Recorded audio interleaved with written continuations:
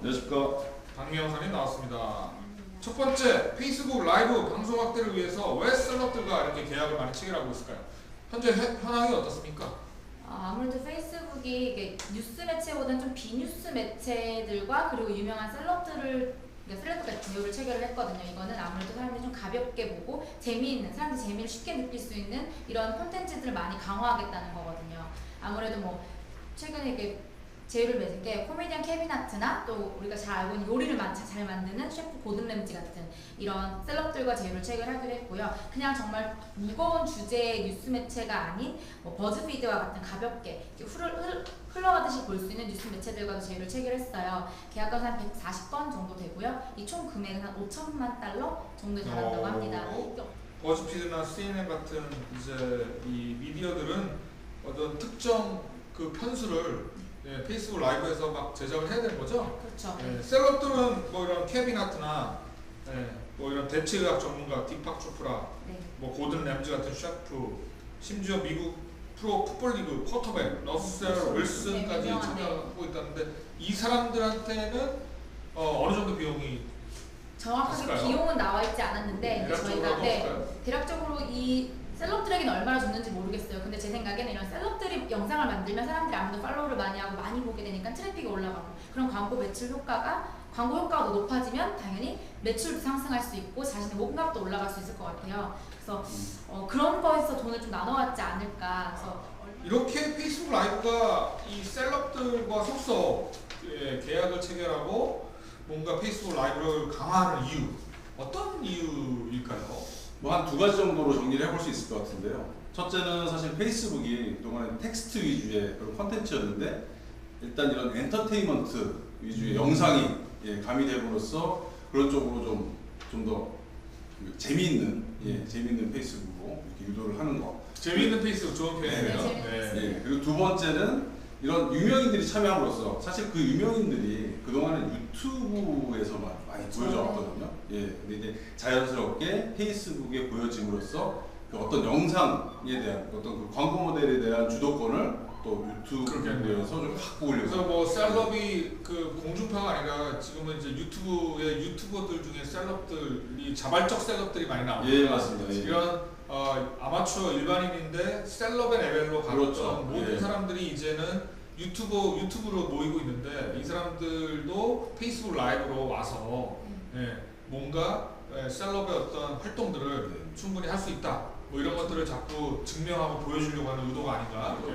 아프리카 TV화 같은 그렇죠. 이런 같은 어떤 그런 현상들이 페이스북 내에서 이제 일어나지 않을까 생각이 됩니다. 이제 두 번째 이슈로 넘어갈까요? 우버가 자체 지도 개발 프로젝트에 5억 달러를 투자하겠다는 계획을 밝혔습니다.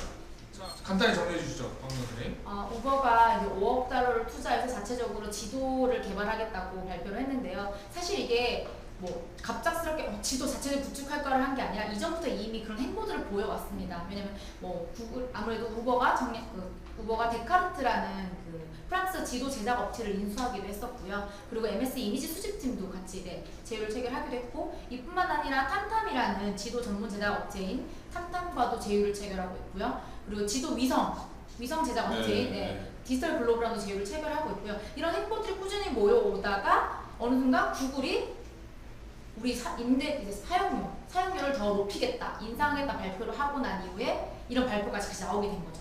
사실은 우버가 자체적으로 지도 구축을 해야 되는 이유는 굉장히 많아요.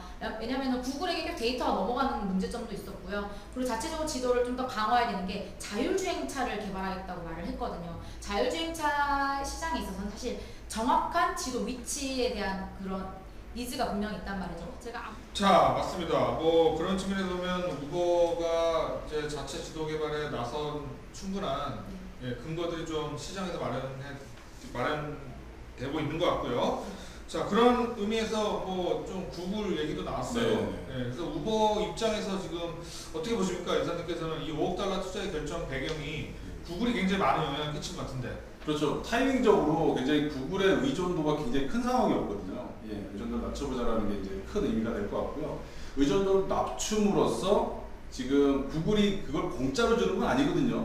공짜로 업체들한테 이제 지도를 제공하는 게 아니기 때문에 사용료가 있습니다. 사용료가 있는데 그 사용료를 낮춤으로써 그 이제 그리고 그 지도에 대한 어떤 기술이라든지 그런 것들을 내재함으로써 장기적으로 비용 구조를 낮추는 그런 결정을 좀 생각할 수 있을 것 같고요. 네. 그래서 뭐 구글 입장에서는 어떻게 보면 우버가 굉장히 좋은 고객사 중에 하나일 맞습니다. 텐데 고객사를 이번에 잃어버렸네요.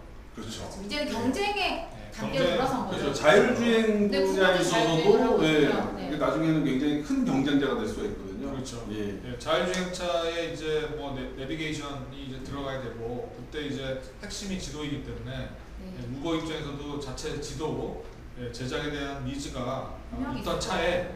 구글이 사용료를 인상하면서 우버가 자연스럽게 투자를 하게 되는 오히려 구글이 이걸 노렸을지도 모릅니다. 그럴 수 있죠. 그렇죠. 예. 야 일부러 이제 인상해서 야 어차피 떨어져 나가려 해도 다 떨어져 나가라.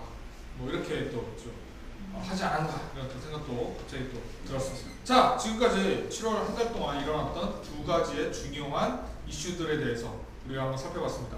다음 8월 말 또 9월 초에 또 어떤 8월 한 달 동안 일어났던 일들을 또 있을까 저희가 기대를 하면서 이번 시간 마치도록 하겠습니다. 감사합니다. 감사합니다.